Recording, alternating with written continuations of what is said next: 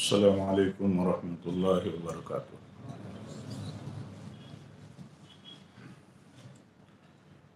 ان الحمد للہ نحمده ونستعینه ونستغفره ونعوذ باللہ من شرور انفسنا ومن سیئات اعمالنا من يهده الله فلا مضل له ومن يضلل فلا هادي له واشهد ان لا اله الا الله وحده لا شريك له واشهد ان محمدا عبده ورسوله يا أيها الذين آمنوا اتقوا الله حق تقاته ولا تموتن إلا وأنتم مسلمون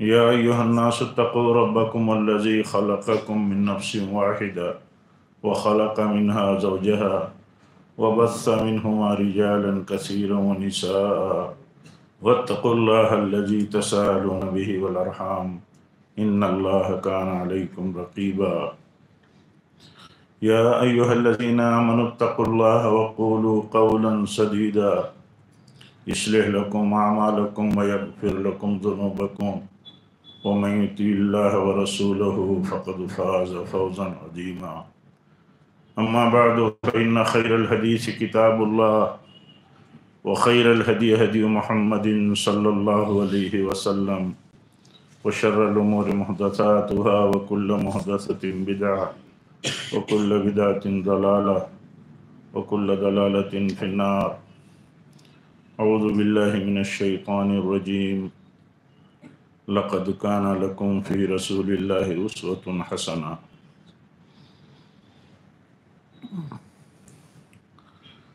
آج کے اس مبارک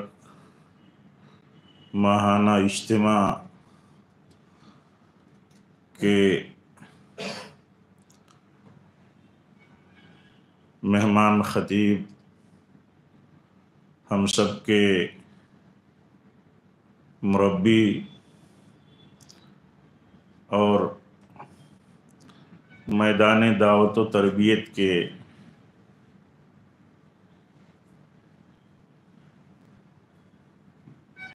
معتبر عالم دین فضیلت الشیخ ظفر الحسن مدنی حفظہ اللہ،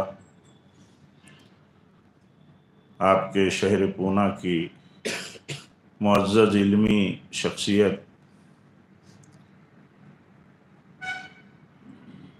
سوجھ بوجھ والی شخصیت، علم و بصیرت سے کام کرنے والی شخصیت فضیلت الشیخ ابو زید ضمیر حفظہ اللہ اور دیگر اہل علم اور تشریف فرما یہاں کے معزز عمائدین جماعت، بزرگوں، عزیز نوجوانوں، پیارے بچوں، کبھی ایک تربیتی خطاب ہم کو، آپ کو، سب کو سننے کا اللہ تعالیٰ نے موقع دیا، جس میں اس بات کی نصیحت تھی کہ ہم سب کو تقویٰ کی زندگی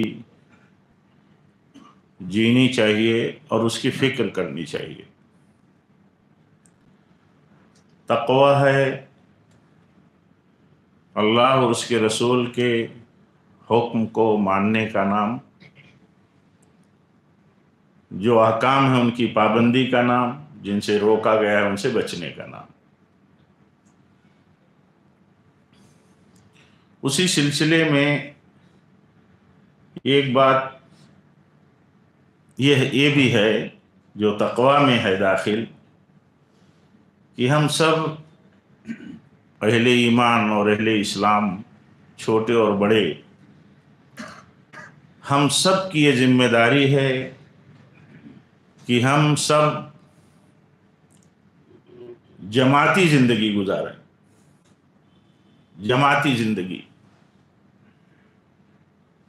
مسجد سے جڑے رہیں، اپنے علماء سے جڑے رہیں، علماء حق کی جماعت سے جڑے رہیں۔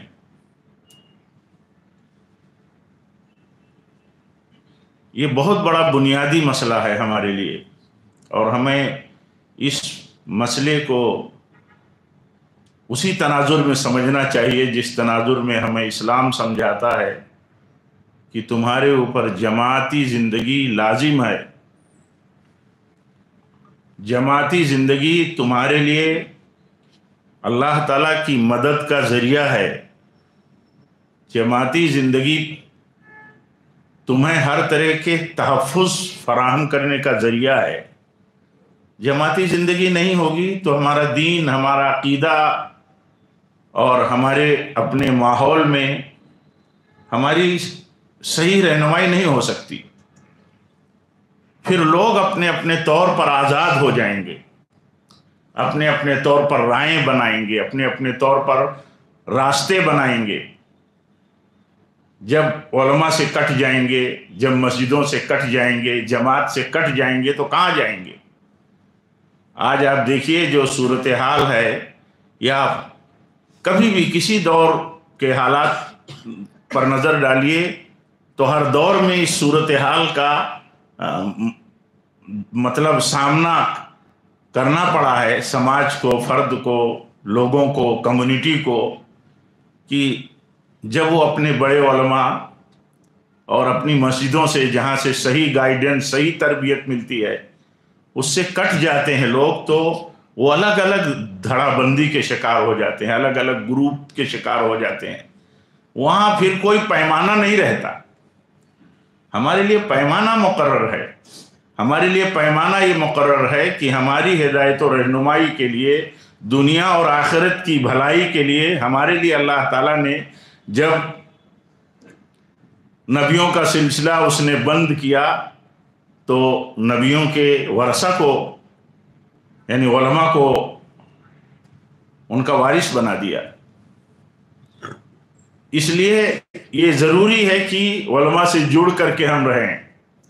علماء کے خلاف، علماء حق کے خلاف بات کریں. علماء برے ہیں تو برے علماء کی بات کریں، لیکن عام اور علی الاطلاق ایسے ہی علماء کے خلاف باتیں کرنا، جہاں بھی آپ جس شخص میں، جس نوجوان میں، جس طبقے میں بھی آپ یہ دیکھیں تو آپ یہ سمجھ لیں کہ جماعت سے، علماء سے دور کرنے کا یہ دانستہ نادانستہ عمل ہے. جان کر کے کوئی کرتا ہو، انجانے میں کوئی کرتا ہو، لیکن یہ جماعت سے دور کرنے کا یہ مشن ہے اور فوراً چوکنا ہو جانا چاہیے. دیکھیے آپ صلی اللہ علیہ وسلم نے خود یہ بات بتائی ہے کہ ہم میں سے وہ لوگ نہیں ہیں، ہم میں سے وہ لوگ نہیں ہیں جو اپنے بڑوں کی تعظیم نہ کریں، اپنے چھوٹوں پر شفقت نہ کریں، اپنے علماء کا حق نہ جانیں. کیا ہے علماء کا حق؟ ان کی قدم بوسی ہے کہ ان کی دست بوسی ہے؟ کیا ہے علماء کا حق؟ علماء کا حق یہ ہے کہ علماء امام ہیں ہمارے، علماء لیڈر ہیں اصل میں ہمارے. علماء ہی کی رہنمائی میں ہمیں چلنا ہمارے اسلام کا ایک بنیادی تقاضا ہے. علماء جماعت ہیں ہماری، اور جماعتی زندگی سے اگر ہم باہر نکل گئے تو ہم باہر چلے جائیں گے. اس لیے اس بات کا خیال رکھنا ضروری ہے. جب ہم یہ سنتے ہیں، کہتے ہیں کہ اللہ سے ڈرو، اللہ سے ڈرو، تقوی کی زندگی جیو. تقوی کی زندگی کا ایک حصہ یہ ہے بہت بڑا بنیادی کہ ایمان ہم لائے تو ہمیں دین پر چلنے کے لیے صحیح رہنمائی کی ضرورت ہے، اور صحیح رہنمائی علماء کے بغیر نہیں مل سکتی. کون ہماری رہنمائی کرے گا؟ کتاب و سنت کی روشنی میں، کتاب و سنت کے دائرے میں کون رہنمائی ہماری کرے گا؟ قرآن بولے گا، احادیث کے دفاتر بولیں گے، ظاہر سی بات ہے کہ علماء ہماری رہنمائی کریں گے. اسی لیے بعض سلف، غالباً امام شافعی رحمۃ اللہ علیہ کا قول ہے، انہوں نے فرمایا کہ کسی ایسے شہر اور بستی میں نہ رہو جہاں عالم نہ ہو. کیوں؟ تمہیں صحیح دین کی رہنمائی ملے گی کیسے؟ تو یہ بنیادی ایک مسئلہ ہے. اس بنیادی مسئلے کو سمجھنے کے ساتھ ہمارے بہت سارے مسئلے حل ہوتے ہیں. ہم مسجدوں سے جڑے ہیں، مسجدوں میں جمعہ سے جڑے ہیں، اپنے علماء سے جڑے ہیں. تو جیسی بھی حالات اور جیسی بھی مطلب صورتحال ہمارے سامنے ہوگی وہاں ہمیں ضرور رہنمائی ملے گی، ضرور۔ ہمارے علماء ہی ہمیں بتائیں گے کہ ہم کہاں بگڑ رہے ہیں، ہمارے علماء ہی بتائیں گے ہمیں۔ بہت سارے دین کے مسائل میں لوگ علماء کو چھوڑ کر کے عام لوگوں کی، نوجوانوں کی رائیں، ان کے جذبات کے پیچھے چلے جاتے ہیں۔ وہ اس لیے چلے جاتے ہیں کہ ان کے ذہن میں یہ بات رہتی نہیں یا کمزور پڑ جاتی ہے کہ ہمارے علماء ہمیں صحیح رہنمائی سے غافل نہیں ہو سکتے۔ یہ اللہ کا نظام ہے، یہ اللہ کا نظام ہے۔ اس نے جنہیں اپنے نبیوں کا وارث بنایا ہے وہ امت کو، اللہ کے بندوں کو صحیح رہنمائی سے لاپرواہ غافل نہیں ہو سکتے۔ اللہ کا نظام ایسا نہیں ہے جنہیں ذمہ دار بنایا ہو ذمہ داری نہیں ادا کریں گے۔ اس لیے یہ پہلو ذہن میں رکھیے کہ علماء کے خلاف باتیں کرنا تو بہت بڑا جرم ہے۔ باتیں کرتے ہوں اگر لوگ تو یہ سمجھیے کہ یہ انہیں سمجھانے کی ضرورت ہے، یہ محتاج ہیں۔ اور اگر دانستہ ایسی بات ہوتی ہے جان بوجھ کر کے تو سمجھیے کہ یہ خطرے میں پڑ گئے، کہیں کسی سازش کے شکار ہو گئے، چاہے وہ جہالت ہی کی سازش، جہالت ہی کے مطلب اس میں ڈوب گئے ہوں۔ اس لیے اس بات کو سمجھنا ضروری ہے کہ ہم دینی زندگی کے ساتھ جب جیتے ہیں تو دینی زندگی ہماری اس وقت تک مستحکم نہیں ہوگی جب تک ہماری زندگی جماعتی نہ ہو۔ آپ سوچئے نبی صلی اللہ علیہ وسلم فرماتے ہیں تم پر جماعت کے ساتھ جڑ کر کے رہنا فرض ہے۔ امیر المومنین عمر بن خطاب رضی اللہ تعالیٰ عنہ فرماتے ہیں وہاں اسلام کا تصور نہیں ہے جہاں جماعت موجود نہ ہو۔ یعنی لوگ اسلام پر نہیں چل پائیں گے اگر اپنے علماء سے، اپنی مسجد سے، اپنی جماعت سے جڑے نہ ہوں۔ کیوں؟ وہی بچا پائیں گے، وہیں سے بچ پائیں گے لوگ، وہیں سے صحیح اسلام کی پیروی کر پائیں گے۔ کیونکہ بدلتے ہوئے حالات میں، وقت میں ضرورت پڑتی رہتی ہے کہ لوگوں کو صحیح گائیڈنس، صحیح رہنمائی، صحیح میسج دیا جاتا رہے۔ آپ دیکھیے کتنے مسئلے پیدا ہوتے رہے ہمارے بیچ میں، اور کتنے ہمارے نوجوان چھوٹے بڑے، کبھی بڑی عمر کے کبھی چھوٹی عمر کے، صحیح رہنمائی میں نہ رہنے کی وجہ سے، علماء کی صحیح ہدایتوں کی پابندی نہ کرنے کی وجہ سے کتنی مشکلات میں پڑ گئے، بعد میں سمجھ میں آیا۔ اسی لیے ہمارے سلف یہ بات کہہ کے گئے ہیں کہ جب بھی کوئی فتنہ اٹھتا ہے تو ہمارے علماء فوراً سمجھ جاتے ہیں۔ اور عام لوگوں کو کب سمجھ میں آتی ہے بات فتنے کی؟ جب فتنہ اپنی تباہی مچا دیتا ہے تب سمجھ میں آتی ہے بات، تب سمجھ میں آتی ہے کہ فتنہ اپنا کام کر گیا، یہ فتنے کا رزلٹ ہے۔ رزلٹ آیا تب سمجھ میں آیا فتنہ۔ اور علماء کو اللہ تعالیٰ فتنہ پیدا ہوا، اللہ تعالیٰ ان کی سمجھ میں یہ بات ڈال دیتا ہے کہ فتنہ ہے۔ کتنے ہمارے نوجوان، کتنے ہمارے مطلب حلقوں میں، علاقوں میں کتنے نوجوان، داعش کا فتنہ آیا تو دیکھیے کیا کیا ہوا۔ ہمارے علماء کہتے رہے، ہمارے علماء بولتے ہیں اس سے پہلے لوگ مسئلے کو لے کے اڑ جاتے۔ اس لیے یہ بات ضروری ہے اور یہ سمجھنا ضروری ہے کہ یہ بہت اہم مسئلہ ہے۔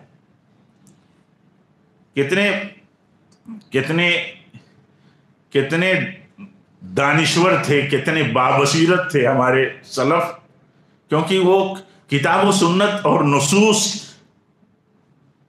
کے علم کے ساتھ اللہ تعالیٰ نے ان کو مقام دیا تھا، تو سمجھتے تھے کبھی بھی امت کی صحیح رہنمائی اور امت کا صحیح رخ کبھی بھی قائم نہیں رہ سکتا ہے جب تک کہ علماء کی ماتحتی میں وہ نہیں رہیں گے۔ اس لیے یہ ضروری ہے۔ بہت سارے مسائل ایسے پیدا ہوتے ہیں جس میں آپ کے علماء آپ کے حساب سے آپ کی چاہت کے مطابق آپ کے وقت پر نہیں بولتے. آپ یہ سمجھیے اس بات کو. کبھی کبھی کوئی فترہ ہوتا ہے، فترہ کوئی پیریڈ ہوتا ہے، کبھی ایک پیریڈ ہوتا ہے جس پیریڈ میں آپ کو کوئی رہنمائی نہیں ملتی. تو ایسا تو نبی صلی اللہ علیہ وسلم کے ساتھ بھی تھا. کبھی کوئی مسئلہ پیدا ہوا، آپ انتظار کرتے تھے اللہ تعالیٰ کی طرف سے وحی کا. آپ انتظار کیجئے، اس ایمان اور عقیدے کے ساتھ انتظار کریے کہ آپ کو اللہ تعالیٰ نے ایسے ہی نہیں چھوڑ دیا ہے کہ ہم کو اللہ تعالیٰ نے علماء نہ دیا ہو، ہادی اور رہبر نہ دیے ہو، ہمیں حالات کے حساب سے صحیح رہنمائی کرنے والا نہ دیا ہو. ایسا تو نہیں ہے. تو انتظار کیجئے، جب تک وہ نہ بولیں، جب تک وہ نہ کوئی لائحہ عمل بنا دیں، تب تک چپ رہیے. آپ جب تک وہ نہیں بولیں گے، آپ بولنا شروع کر دیں گے، آپ اپنی ترتیب بنانا شروع کر دیں گے تو مسئلے پیدا ہو جائیں گے. اس لیے یہ بھی مسئلہ نہیں آپ کہہ دیں گے علماء نہیں بولتے، یہ ایشو پیدا ہو گیا تو وہ کیوں چپ ہیں. مان لیجیے آج مہاراشٹرا میں ایک صورتحال سیاسی اتھل پتھل کی ہے، آپ سوچیں گے کہ علماء کیوں نہیں بولتے. آپ کی ضرورت کے لیے علماء بولتے رہتے ہیں.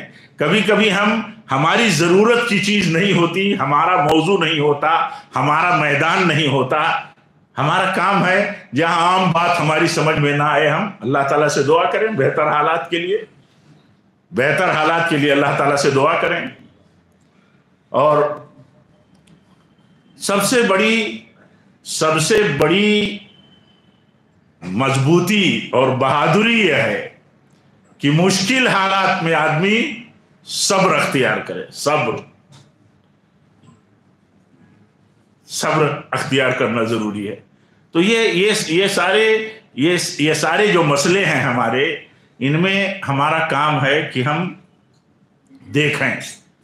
یہ دیکھیں کہ ہماری بنیادی ضرورت کا کوئی پہلو چھوٹے گا نہیں. مان لیجئے جو سیاست کا مسئلہ اہل سیاست جانتے ہیں، وہ کر رہے ہیں. ہمارا کام ہے اپنے پردیش کے لیے، دیش کے لیے، دنیا کے لیے، اپنے لوگوں کے لیے، غیروں کے لیے بھی بھلائی اور نفع والی بات سوچیں. دعا کریں اللہ تعالیٰ سے بہتر حالات پیدا ہوں. تو ضرورت کی چیز دیکھنی چاہیے، ہمارے لیے ضرورت کیا ہے. ملی مسائل میں جو ہماری اپنے کمیونٹی کے مسائل ہیں، ان میں ہمیں یہ دیکھنا چاہیے کہ ہمارے لیے بنیادی چیز کیا ہے. ہمیں بچنا چاہیے الگ الگ گروپ بنانے کے عمل سے، بچنا چاہیے. ملت کے مفاد میں کوئی بھی گروپ، ہمارا نوجوان طبقات، ایک چند لوگ جمع ہوئے، کچھ لوگ جمع ہوئے بنا لیں، اس سے بچنا ضروری ہے. موجودہ حالات میں اس سے بچنا ضروری ہے. پھر وہ کیا کریں گے؟ اگر وہ پروگرام اور اپنا پلیٹ فارم بنانے کے بعد آپ دیکھیں گے اور دیکھتے ہیں، اگر علماء نے ان کی تائید نہیں کر دی تو علماء کے خلاف بولنا شروع کر دیتے. یہ خود اس بات کی دلیل ہے کہ علماء کی سرپرستی سے بلند ہو کر کے وہ رہنا چاہتے ہیں، اور اپنے بنائے ہوئے پروگرام کے لیے علماء اور جماعتوں کی تائید وہ چاہتے ہیں. حتیٰ کہ چاہتے ہیں مسجد جو جماعت کا سب سے بڑا مرکز ہوتا ہے، جہاں سے جڑ کر کے آدمی اپنے ایمان، اپنے سماج، اپنی دنیا اور آخرت کی بھلائی حاصل کرتا ہے، وہاں سے بھی چاہتا ہے کہ ہماری تائید کر دی جائے. تو بچنا بہت ضروری ہے. اپنے علماء سے پوچھنا ضروری ہے کہ جو پلیٹ فارم کچھ نوجوان شہر وائز بناتے ہیں، علاقہ وائز بناتے ہیں، اس کے سینٹر اور مرکز کہیں بھی ہوں، آپ جس شہر اور بستی میں رہتے ہیں وہاں جو اللہ تعالیٰ کے فضل و توفیق سے آپ کے لیے علماء میسر ہیں، جن کے عقیدے اور عمل میں آپ اعتبار رکھتے ہیں، آپ ان سے رجوع کریں. یہ دین ہے. اگر یہ چیز اختیار نہیں کی جائے گی تو بہت تباہی آئے گی. چھوٹی سی عمر اور تجربے میں بھی ہم لوگوں نے بہت تباہی دیکھی ہے اور بہت دکھ جھیلا گیا ہے. کیونکہ کہیں بھی کسی بھی بھائی کو، کسی بھی نوجوان کو، کسی بھی فیملی کو کوئی تکلیف پہنچتی ہے اس کی آزادانہ سوچ اور آزادانہ روش سے، تو نقصان کس کو پہنچتا ہے؟ ایک اولاد اگر کہیں غلط روش پر جاتی ہے تو اس کے ماں باپ، اس کا بیک گراؤنڈ، اس کا نیٹ ورک، سب کو گالی دی جاتی. اس لیے اس بات کا خیال رکھنا ضروری ہے. اور دیکھیے ہمارے پاس بہت ساری دلیلیں ہیں. یہ موضوع میں تو بات نہیں کرنا چاہتا تھا، مجھے پابند کیا گیا یہاں کے ذمہ داروں کی وجہ سے، کیونکہ میں خود واللہ میں چاہتا ہوں ہمیشہ کہ جہاں ہمارے شیخ ہم سب کے بزرگ اور ہم سب کے لیے بہت مفید ہیں، جو ہمارے تجربوں میں جہاں تک ہم سمجھتے ہیں، شیخ ظفر الحسن صاحب حفظہ اللہ جہاں وہ موجود ہوں، ہم لوگ وقت کیوں لے؟ لیکن نظام ہے تو پابند بھی ہونا پڑتا ہے کہ اب ہمارے شیخ ہی کہنے لگے تھوڑی دیر ہی تم بولو. اب بات جب نکلتی ہے تو بات دل میں آتی ہے، کچھ سمجھ میں بھی آئے. اللہ تعالیٰ مفید بنائے ہم سب کے لیے، اور مفید باتیں کتاب و سنت کی روشنی میں کہنے کی توفیق دے. 1-2 منٹ میں بات 1-2 مثال سے ختم کرتا ہوں. کوئی ایشو آیا ہمارے بھی سامنے، کوئی ایشو، ہمارا کام کیا ہو؟ ہمارا کام یہ ہو کہ جس حلقے میں ہم ہیں، اگر وہ اس ایشو میں ہم وہاں نہیں سمجھ سکے تو ہمارا تعلق ہے نا اور لوگوں سے. ہم چھوٹے لوگوں کی طرف نہ جائیں، بڑے لوگوں کی طرف جائیں. مثال کے طور پر نبی صلی اللہ علیہ وسلم نے ایک دستہ بنایا، ایک فوجی دستہ. اب امیر لشکر نے کے سامنے کچھ مسئلہ آیا تو انہوں نے آگ کا ایک الاؤ تیار کرایا، اور جلنے لگا جب آگ کا الاؤ تو اپنے سپاہیوں سے کہا اس میں کود جاؤ. کتنا نازک گھڑی تھی، آپ سوچئے کتنی نازک گھڑی ہو سکتی ہے. ایک نوجوان کہتا ہے کتنا اللہ تعالیٰ نے اس کو توفیق دی، اور کیسا وصولی اس صحابی نوجوان کا ذہن تھا. اس نے کہا نبی صلی اللہ علیہ وسلم سے پوچھیں گے، نبی صلی اللہ علیہ وسلم سے پوچھیں. کتنا بڑا ایشو ہو سکتا ہے. لیکن جب ایسا کوئی ایشو آئے کہ آدمی کی سمجھ میں نہ آئے تو اس کا کام ہے دیکھے، انتظار کرے ایسی صورتحال میں اسے کیا کرنا ہے.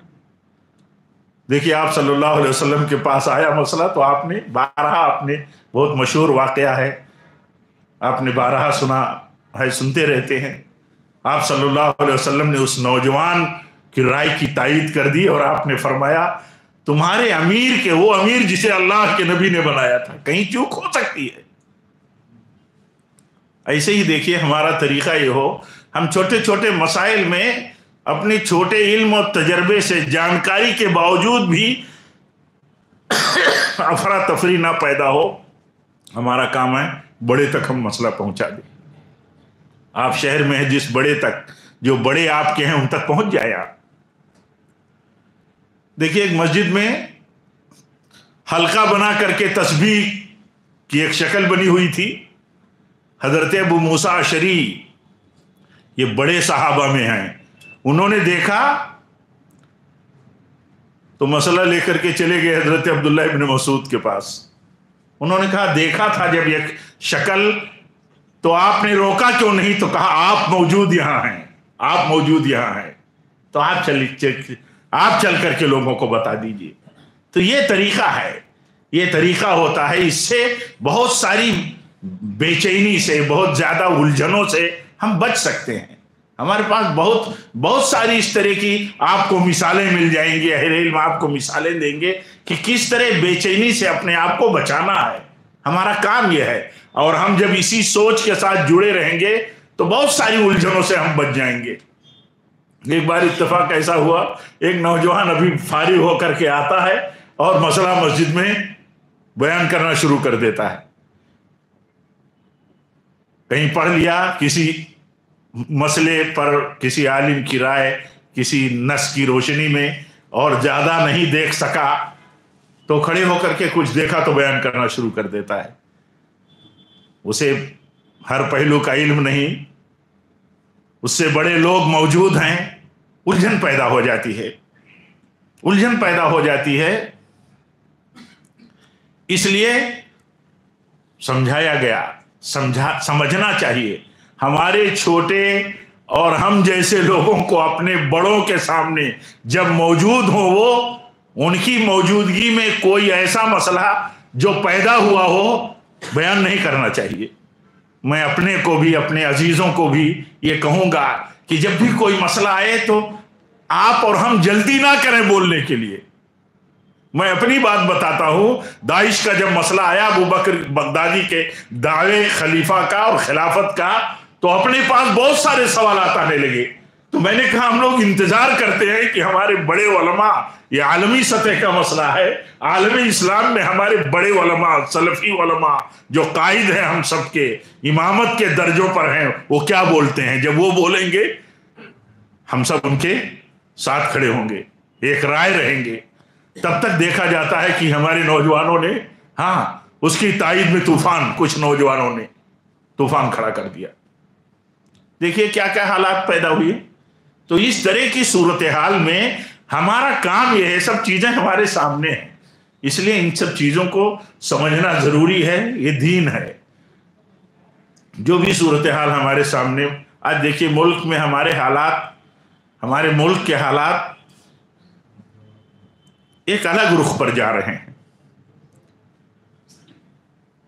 ہر آدمی ملک کے حالات پر بولنا شروع کر دے گا، بات کرنا شروع کر دے گا، رائے دینا شروع کر دے گا۔ ہمیں کیا کرنا ہے؟ ہمارا کام ہے ملک کے حالات میں، ہمارا کام ہے اپنے دین، اپنی توحید، اپنی جماعتی زندگی، اجتماعیت کی زندگی، تقوی کی زندگی، صبر کی زندگی اختیار کرنے کا ہمارا کام یہ ہے۔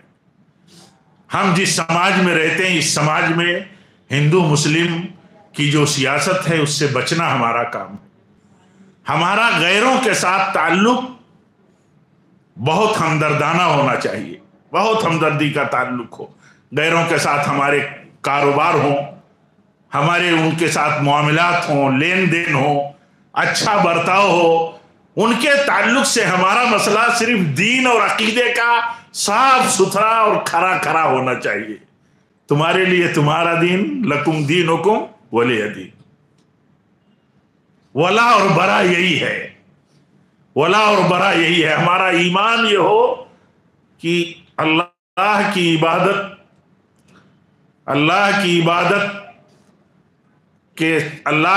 عبادت کے ساتھ ساتھ اگر اوروں کی بھی عبادت ہوتی ہے، یا اللہ کو چھوڑ کر کے غیروں کی جتنوں کی بھی عبادت ہوتی ہے، وہ عبادت کے مستحق نہیں ہیں۔ وہ معبود ضرور ہیں، وہ طاغوت ہیں، لیکن وہ عبادت کے مستحق نہیں ہیں۔ ہمیں ہمیشہ یاد رکھنا چاہیے حضرت ابراہیم علیہ السلام اور ان کے ساتھیوں کا عقیدہ، طریقہ، ان کا عقیدہ یہ تھا، ان کا طریقہ یہ تھا کہ تمہاری جو عبادت اور بندگی اللہ کے سوا غیروں کے لیے ہے، جو تم نے بہت سارے معبود بنا رکھے ہیں، یہ کوئی نفع و نقصان کے مالک نہیں ہے، کسی نفع و نقصان کے مالک نہیں۔ ہمارا عقیدہ یہ ہو کہ اللہ کے سوا جتنوں کی عبادت ہوتی ہے وہ عبادت کے مستحق نہیں ہیں، ہم اس کا کفر کرتے ہیں، اس کا انکار کرتے ہیں۔ لیکن اس کفر اور انکار اور اس عقیدے کے ساتھ بیزاری اور دوری کے باوجود ہمارا ان کے ساتھ تعلق، تال میل، لین دین، ساری چیزیں رکھنے کی ہمیں اجازت ہے۔ پیارے نبی صلی اللہ علیہ وسلم کی وفات ہوئی، آپ بتائیے یہود سے بڑے دشمن کون تھے؟ جان تک مارنے کی آپ کے خلاف کیسی سازشیں کی انہوں نے، لیکن آپ کی وفات ہوئی تو یہ یہود کا قرض تھا نبی صلی اللہ علیہ وسلم کے اوپر، اور آپ کی زرہ وہاں گروی رکھی ہوئی تھی۔ تو یہ ساری تعلیمات ہمارے لیے ہیں، ان سب چیزوں پر نظر ہماری ہونی چاہیے۔ ملک کے موجودہ حالات میں ہمیں اپنی کوئی مسلمانوں کی ایشو پر خالص کوئی سیاست نہیں ہونی چاہیے، اس سے بھی بچنا ضروری ہے۔ یہ ہمارے لیے صحیح نہیں ہے۔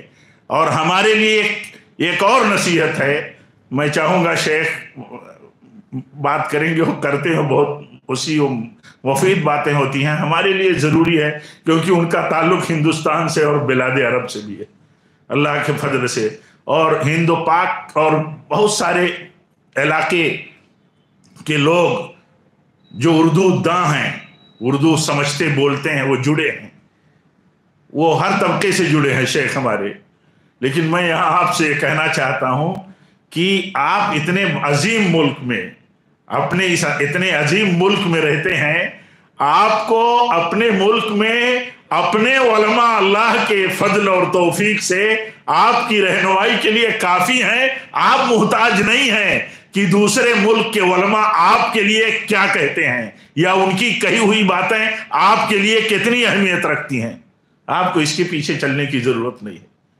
آپ دیکھیے اکثر ایسا ہوتا ہے کہ باہر کے علماء جو ہیں دوسرے ممالک کے، چاہے وہ عرب کے ہوں چاہے غیر عرب کے ہوں، عرب کے علماء ہو غیر عرب کے علماء ہوں، آپ ان کی زبان سمجھتے نہ ہو، ان کا ترجمہ ٹرانسلیشن سنتے ہو، یا اردو میں بولنے والے غیر مطلب اپنے ملک بھارت کے علاوہ کے علماء ہوں، وہ جب آپ کے کسی ایشو پر بات کریں گے یا آپ سوچیں گے کہ ہمارے لیے یہ گائیڈنس ہے، تو آپ صحیح عام طور پر آپ غلطی پر ہو جائیں گے. ہر ملک کی سیاست الگ ہے، ہر ملک کے حالات الگ ہیں، ان کے حالات اور ان کی سیاستوں کی وجہ سے ان کے فتوے الگ ہیں.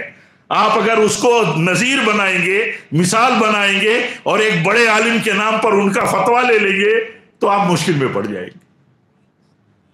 اور اس کے لیے بھی وہی طریقہ ہے کہ ہمارے لیے یہ ذہن میں بات رہنی چاہیے کہ اللہ تعالیٰ نے جیسے ہر قوم اور ہر زبان میں نبی اور ہادی بھیجتا رہا، تو جب نبیوں کا سلسلہ بند ہوا تو ہر وطن، ہر زبان میں اللہ تعالیٰ اپنے نبیوں کے وارثوں کو پیدا کرتا رہا اور پیدا کرتا رہے گا. وہ قوموں کو، اپنے علاقے کے لوگوں کو، عوام کو رہنمائی کا کام وہ کرتے رہیں گے.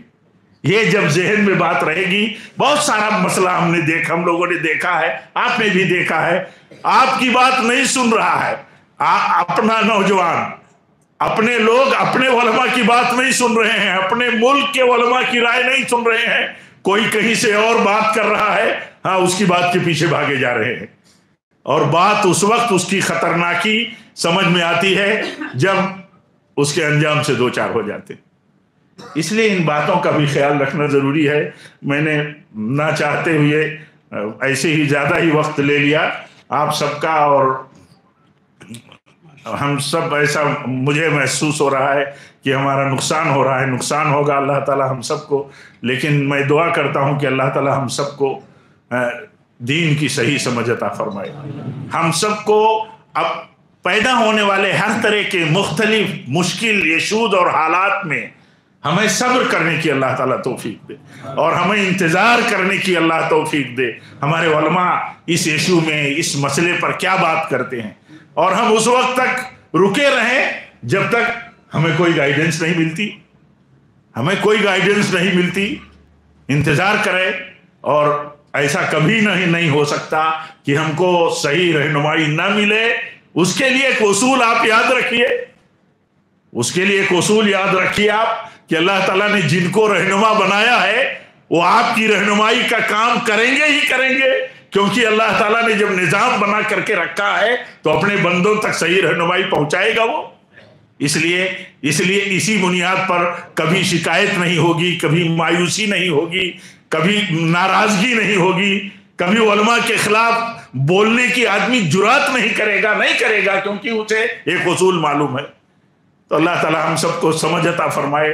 رب العالمین ہم کو ایمان کے ساتھ، عقیدے کے ساتھ اور اجتماعی زندگی جینے کی توفیق دے. اس طرح کہ ہم اپنے علماء سے، اپنی مسجدوں سے جڑے رہیں، دینی سرگرمیوں سے جڑے رہیں، اپنی جماعتوں سے جڑے رہیں.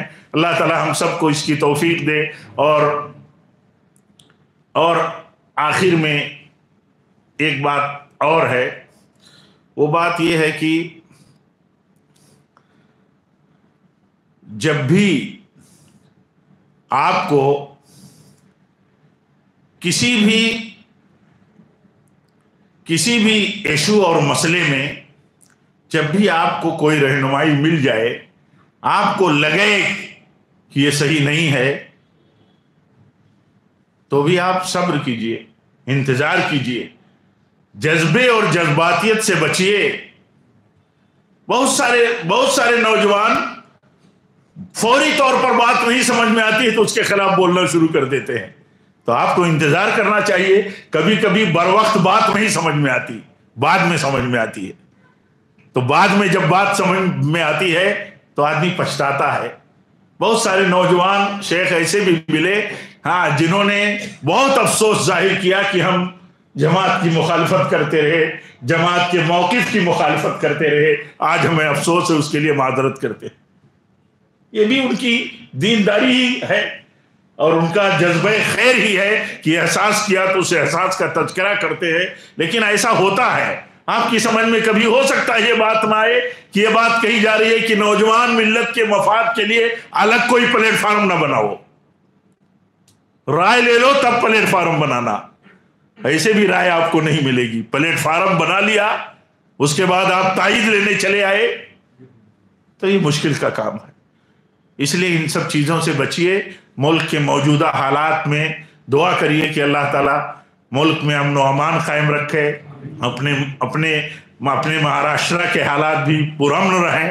بہت زیادہ بے چینی ہے، لیکن ہمارا کام ہے بہتر حالات کے لیے دعا کرنا.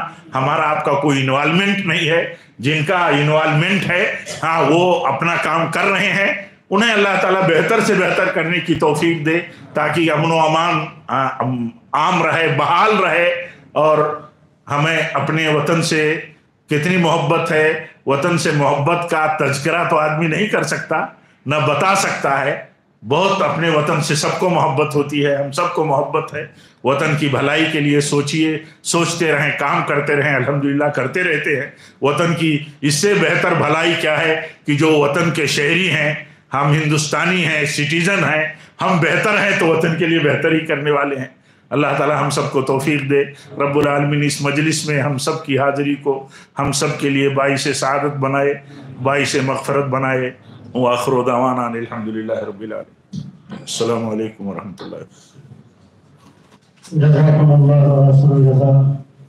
الحمدللہ شیخ محترم نے انتہائی اہم نقطے کی طرف اشارہ کیا ہے اور ہم سب کو اس بات کا خیال رکھنا چاہیے اور اس پر عمل کرنا چاہیے. اللہ تعالی ہم سب کو عمل کی توفیق عنایت فرمائے اور آپ کی باتوں کی قدر کرنے کی توفیق عنایت فرمائے. آمین.